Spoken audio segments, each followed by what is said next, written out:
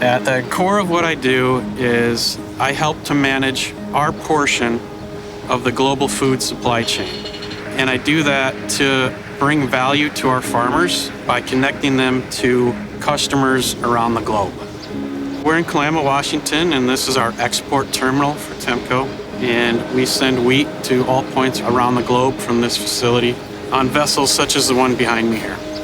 The wheat that we ship here is the raw material wheat. And then it's milled into flour, and that flour product is then used to make the complete spectrum of wheat products.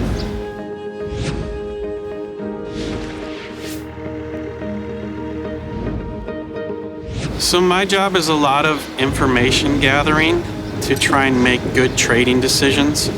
So that involves conference calls, meetings, reading reports from outside sources. Is the farmer moving a lot of wheat with the board now? So I take that information and then I talk to the grain handling facilities, and they have traders just like me, and I'll be talking to them and buying wheat from them to then line up the logistics to get trains, barges, whatever it may be from their facility out here at the right time to load boats. Logistics is just as important as the trading aspect of my job. Price is important, but timing is just as important. So when we're dealing with trains and barges, it's important that they're here to match the schedule of the vessel.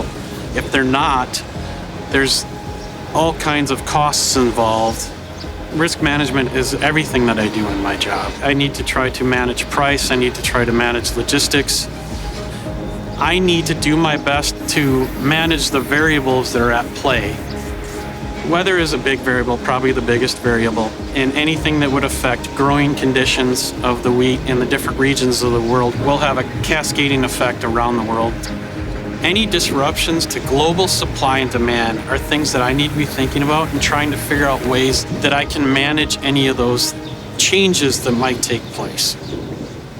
To be a good trader, you do need to have some math skills, but it's pretty much basic math. To be able to think on your feet and do math quickly is an important aspect of trading. And being able to understand supply and demand is probably the biggest and most important part of being a good trader. So the things that have helped me along the way would be being accountable, being compassionate, being courageous, and being competitive. Accountability, you have to start with first being responsible for your thoughts and actions. And when it comes to compassion, it's ultimately a relationship business. There's a lot of talk about prices and analytics and numbers, but I'm ultimately working with people. And to be compassionate enough to understand their point of view is very important to cultivating good relationships.